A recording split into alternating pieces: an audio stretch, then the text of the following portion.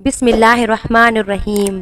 سیرت النبی صلی اللہ علیہ وسلم بھاگ 45۔ قبیلہ بنو نذیر کے یہودی دیس سے نکالے جانے پر کچھ تو ملک شام چلے گئے تھے اور کچھ خیبر میں آباد ہو گئے تھے۔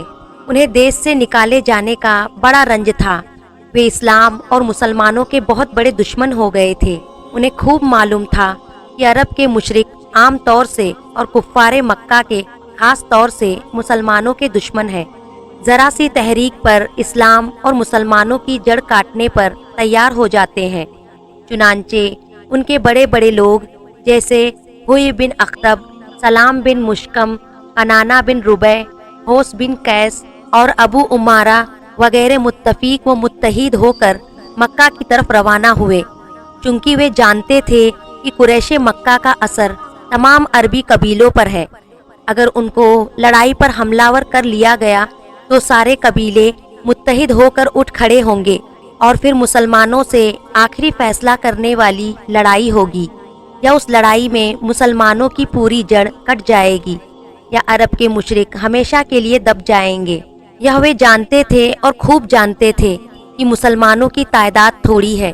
اگر سارے مشرک لڑائی پر تیار ہو گئے تو مسلمانوں کی ہار یقینی ہے۔ مکہ میں پہنچ کر انہوں نے قوم کے بڑوں سے ملاقات کرنی شروع کی، انہیں لڑائی پر ابھارا۔ مکے کے قریش تو لڑائی کے لیے پہلے سے ہی تیار تھے، فوراً تیار ہو گئے۔ انہوں نے چندے کی فہرست کھول دی، والنٹیئر بھرتی کرنے لگے۔ شاعر اور مقرر دیس کے کونے کونے میں بھیج دیے گئے، جنہوں نے اپنی جادو بیانی سے تمام ملک میں جوش و گجب کی آگ بھڑکا دی۔ ہر خاندان، ہر قبیلہ، ہر دیہاتی اور شہری عرب لڑائی کے لیے تیار ہو گیا۔ قریب قریب کے لوگ مکہ میں آ کر جمع ہونے لگے۔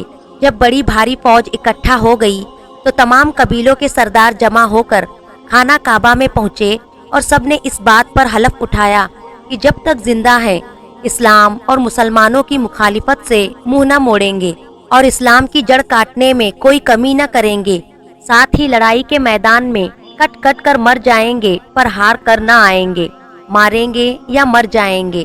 اس حلف کے بعد فوج کا جائزہ لیا گیا۔ 4000 فوجی کیل کانٹے سے درست ہو کر لڑائی کے میدان میں جانے کے لیے تیار تھے۔ ایک دن فوج کے کوچ کرنے کے لیے مقرر کیا گیا۔ جب وہ دن آیا تو مشرکوں کی فوج نہایت شان و دبدبہ کے ساتھ نکل کر مدینے کی طرف چل پڑی۔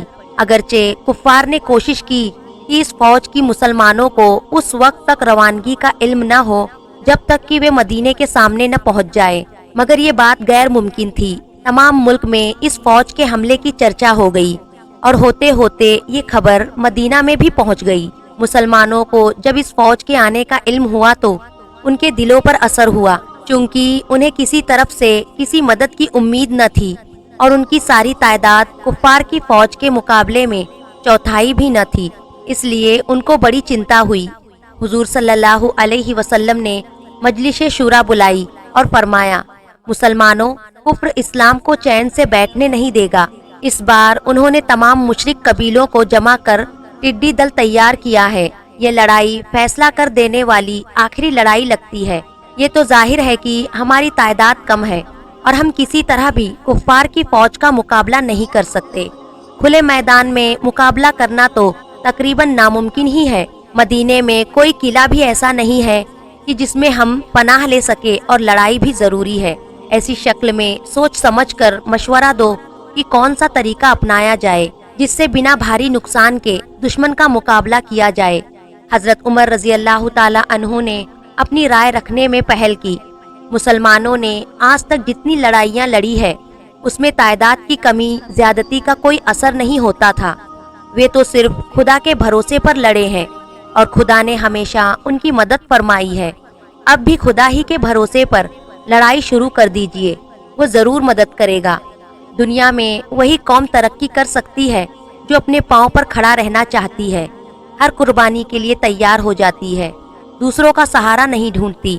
دشمن زیادہ ہو تو ہمارا کام لڑنا اور خدا کا کام اپنے ماننے والوں کی مدد کرنا ہے۔ ہمیں ہر قیمت پر لڑنے کے لیے تیار ہو جانا چاہیے۔ یہ حضرت علی رضی اللہ تعالی عنہ کا مشورہ تھا۔ جس خدا نے ہمیں پیدا کیا ہے اسی نے ہماری مدد کا وعدہ فرمایا ہے، اسی نے ہمیں سوچ سمجھ کر کام کرنے کا حکم دیا ہے۔ حضرت ابو بکر صدیق رضی اللہ تعالی عنہ بولے، یہ کسی طرح بھی مناسب نہیں ہے کہ ہم مٹھی بھر مسلمان ٹڈی دل کفار سے کھلے میدان میں جا کر لڑے۔ اس وقت ہمیں صرف کفار ہی کا ڈر نہیں ہے، بلکہ آستین میں چھپے ان سانپوں کا بھی ڈر ہے جنہیں ہم منافق کہتے ہیں۔ یہودیوں کا زبردست قبیلہ بنو قریظہ دشمنوں سے ساٹھ گاٹھ کر رہا ہے۔ یہ بھی ہمارے آستین کے سانپ بنے ہوئے ہیں، یہ بھی بڑے خطرناک ہے۔ مناسب ہے کہ کوئی ایسا حصار قائم کیا جائے جس کے اندر دشمن راہ نہ پا سکے۔ آپ جانتے ہی ہیں میں فارس کا رہنے والا ہوں۔ سلمان فارسی رضی اللہ تعالی عنہ بولے، فارس والے جب کسی سے لڑائی لڑتے ہیں تو فوج کے چاروں طرف خندق کھود لیتے ہیں، اس سے کچھ حفاظت ہو جاتی ہے اور اچانک حملے کے اندیشے باقی نہیں رہتے۔ عرب میں خندق کے نام کو بھی کوئی نہیں جانتا تھا۔ خندق کیا چیز ہوتی ہے اور کیسے تیار کی جاتی ہے؟ حضرت عمر رضی اللہ تعالی عنہ نے پوچھا۔ خندق اس گڈھے کو کہتے ہیں جو فوج کے چاروں طرف کئی گز چوڑا اور کئی گز گہرا کھودا جاتا ہے۔ حضرت سلمان فارسی رضی اللہ تعالی عنہ نے بتایا، خندق پار کیے بنا دشمن اندر نہیں آ سکتا اور خندق کا پار کرنا آسان نہیں ہوتا۔ یہ رائے مناسب ہے۔ حضور صلی اللہ علیہ وسلم نے فرمایا، ہمیں ایک طرف سے میدان میں خندق کھود کر حصار قائم کر لینا چاہیے۔ رائے تو مناسب ہے۔ حضرت عمر رضی اللہ تعالی عنہ نے فرمایا، میرے خیال میں علی بات یہ ہے کہ ہم مدینے کے چاروں طرف خندق کھود ڈالیں، اس سے مدینہ بچا رہے گا اور ہم اپنے گھروں میں رہتے ہوئے بچاؤ کر سکیں گے۔ نہایت مناسب ہے۔ حضور صلی اللہ علیہ وسلم نے فرمایا۔ چنانچہ اس تجویز پر سب کا اتفاق ہو گیا۔ حضور صلی اللہ علیہ وسلم نے پورے شہر میں منادی کرا دی کہ مدینہ کے تمام باشندے، چاہے وہ مسلمان ہو یا مشرک اور یہودی، سب مل کر خندق کھود دے۔ مسلمان تو منادی سنتے ہی آ گئے، لیکن مشرک اور یہودی نہ آئے، بلکہ انہوں نے کہلا بھیجا کہ ہم مسلمانوں کی کسی قسم کی مدد نہیں کر سکتے۔ یہ کھلی بد عہدی تھی۔ مسلمان ان کی بد عہدی سے ذرا بھی نہ گھبرائے نہ پریشان ہوئے۔ وہ خندق کھودنے اور دشمنوں کا مقابلہ کرنے کو تیار ہو گئے۔ جتنے حصے میں خندق کھودنی تھی، پہلے حضور صلی اللہ علیہ وسلم نے نیزہ لے کر دائرہ کھینچا، ہزاروں گز لمبا دائرہ کھینچا۔ اس دائرے کے 10-10 گز کے ٹکڑے کیے گئے اور ہر ٹکڑا ایک ایک مسلمان کے سپرد کیا گیا۔ خود حضور صلی اللہ علیہ وسلم کے حصے میں بھی ایک ٹکڑا آیا۔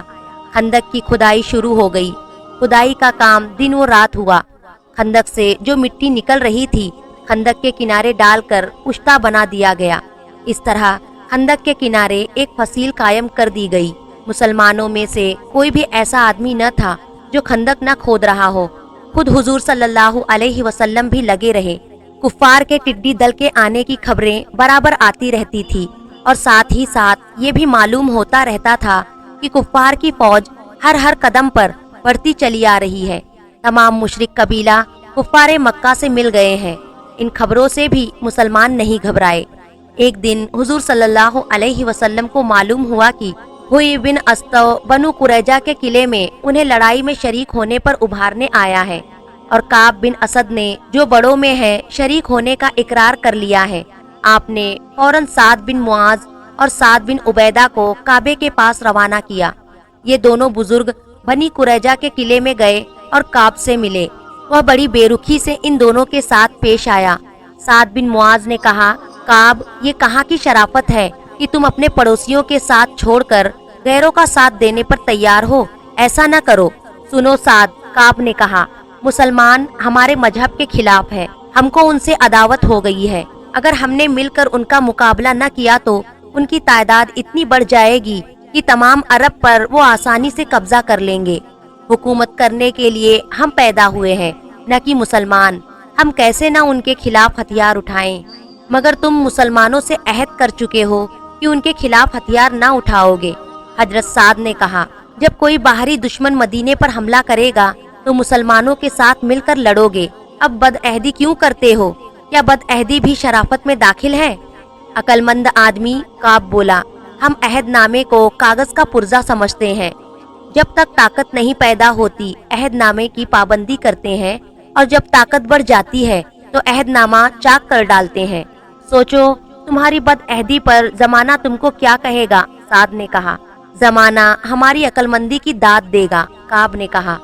سعد رضی اللہ تعالی عنہ نے بہت سمجھایا مگر کعب نے کچھ نہ سمجھا اور اعلانیہ مسلمانوں سے دشمنی اور بیجاری کا اعلان کیا۔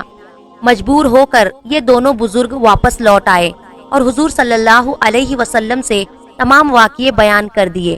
حضور صلی اللہ علیہ وسلم نے فرمایا، کچھ پرواہ نہ کرو، بنو قریظہ اپنے پاؤں پر خود کلہاڑی مار رہے ہیں، ہمارا فرض سمجھانا تھا، سمجھا دیا، وہ نہیں سمجھتے تو نقصان اٹھائیں گے۔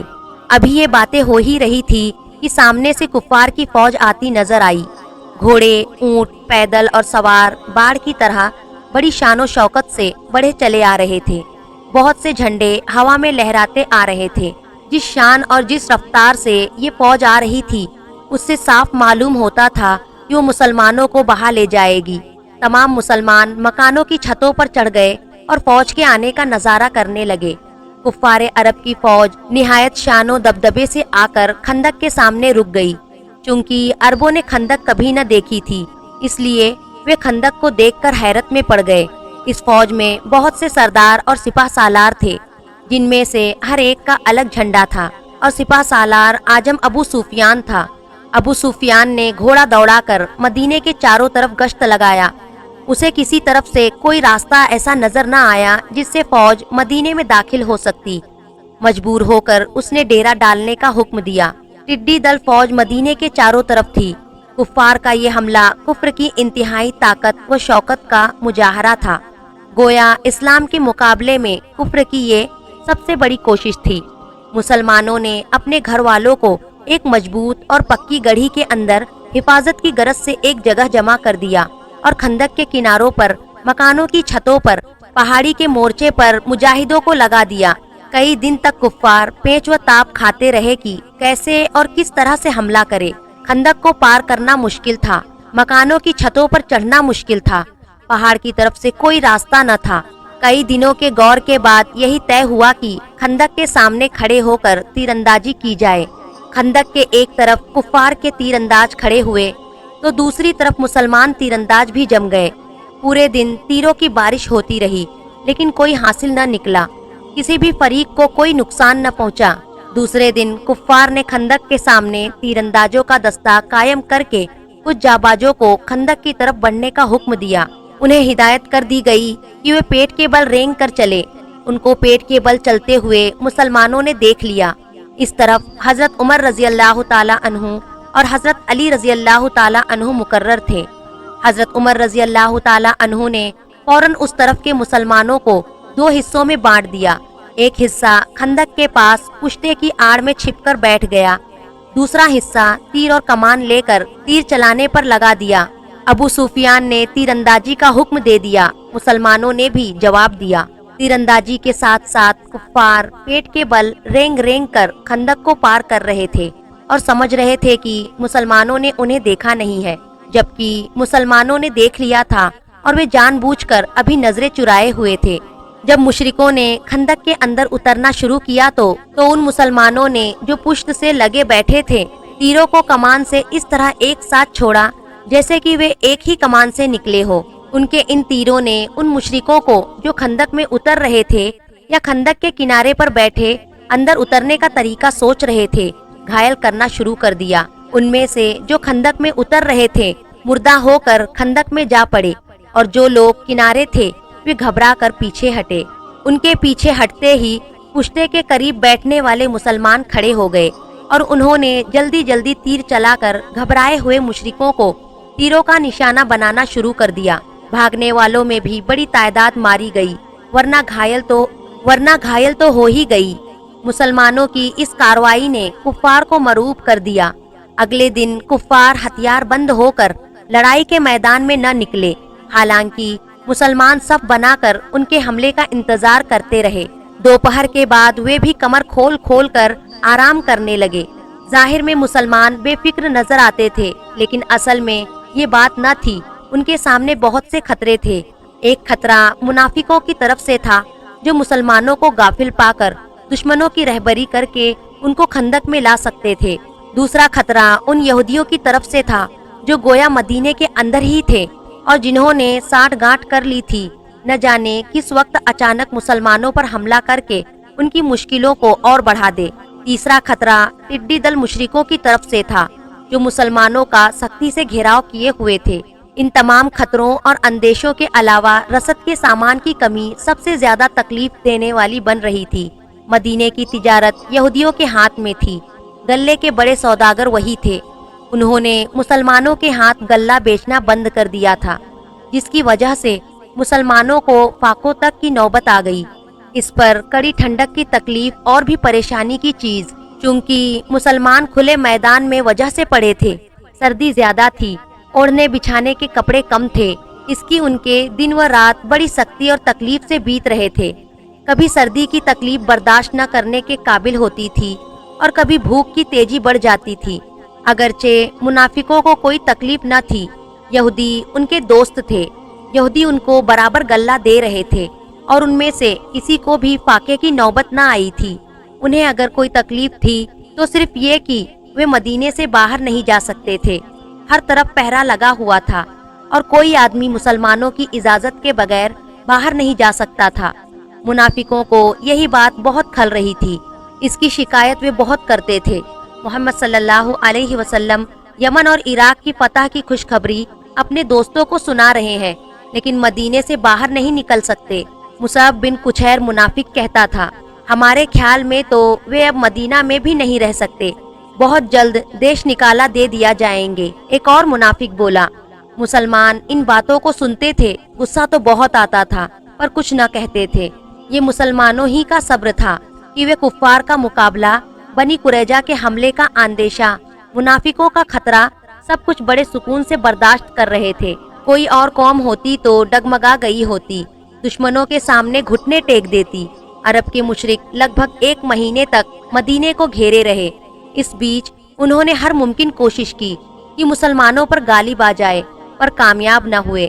مجبور ہو کر انہوں نے پیغام بھیجا کہ اگر مسلمان بنی قینقاع اور بنی نذیر کے یہودیوں کو، جنہیں انہوں نے دیش نکالا دیا ہے، پھر مدینے میں رہنے کی اجازت دے دے اور مدینے کے باغوں کی آمدنی کا 20واں حصہ مکے کے لوگوں کو دیتے رہے، اور حضرت محمد صلی اللہ علیہ وسلم بتوں کی برائیاں نہ کیا کرے، تو گھیراؤ اٹھا لیا جائے۔ اگرچہ مسلمان زندگی سے تنگ آ گئے ہیں، سردی اور فاقے نے ان کی ہستی کو خطرے میں ڈال دیا تھا، مگر انہوں نے اس شرط پر سمجھوتا کرنے سے انکار کر دیا۔ مشرکوں کو ان کے انکار پر بڑا غصہ آیا۔ انہوں نے طے کر لیا کہ صبح دن نکلتے ہی حملہ کریں گے اور کوشش کریں گے کہ گھوڑوں کو کدا کر خندق کے پار لے جائے۔ چنانچہ دن نکلتے ہی تمام لشکر کفار نے بڑے جوش اور نئی شان سے حملہ کیا۔ اگرچہ مسلمانوں نے ان کو روکنے کے لیے بڑی تیزی سے تیر برسائے، پر وہ ان کے حملے کو روک نہ سکے۔ وہ بڑھ کر خندق کے کنارے پہنچ گئے۔ اب انہوں نے گھوڑوں کو ایڑ لگائی، انہیں تیز دوڑایا اور خندق کود کر پار ہو جانے کی کوشش کی۔ جس طرف حضرت عمر رضی اللہ تعالی عنہ اور حضرت علی رضی اللہ تعالی عنہ تھے، اس طرف سے خندق کی چوڑائی کچھ کم تھی۔ 3 کفار گھوڑے کو کدا کر اندر پہنچ گئے، پر دوسری طرف سے زیادہ تر سوار خندق میں گر گئے۔ گھوڑوں کی ٹانگیں ٹوٹ گئی، سوار گر کر گھائل ہوئے اور کچھ مر گئے۔ زیادہ تر گھوڑوں کے نیچے دب کر دم توڑ گئے۔ وہ 3 سوار جو خندق کے پار پہنچ گئے تھے، ان میں سے ایک کو تو حضرت عمر رضی اللہ تعالی عنہ نے ایک ہی حربے سے ٹھکانے لگا دیا، دوسرے کو ایک انصار نے ٹھکانے لگا دیا، مگر تیسرا نہایت بہادر تھا۔ اس کا نام عمرو بن عبداللہ تھا۔ وہ 2000 سواروں کے برابر سمجھا جاتا تھا۔ حضرت علی رضی اللہ تعالی عنہ اس کی طرف جھپٹے، وہ بھی تلوار سوت کر حضرت علی رضی اللہ تعالی عنہ پر ٹوٹ پڑا۔ دونوں نہایت جوش و خروش سے لڑنے لگے۔ چونکہ عمرو تجربے کار تھا، اپنی طاقت پر اسے گھمنڈ تھا، اس لیے وہ سمجھتا تھا کہ حضرت علی رضی اللہ تعالی عنہ پر غلبہ پا لینا معمولی بات ہے۔ پر جب حضرت علی رضی اللہ تعالی عنہ کی لڑائی کا انداز دیکھا تو اس کا تمام نشہ حرن ہو گیا۔ حضرت علی رضی اللہ تعالی عنہ نے موقع پا کر تلوار کا پورا ہاتھ مارا۔ عمرو نے ڈھال پر روکا، لیکن حضرت علی رضی اللہ تعالی عنہ کا یہ وار تھا، تلوار ڈھال کاٹ کر، شہرک کاٹ کر اترتی چلی گئی اور عمرو ڈھیر ہو کر گر پڑا۔ اتفاق سے حضور صلی اللہ علیہ وسلم ادھر آ نکلے۔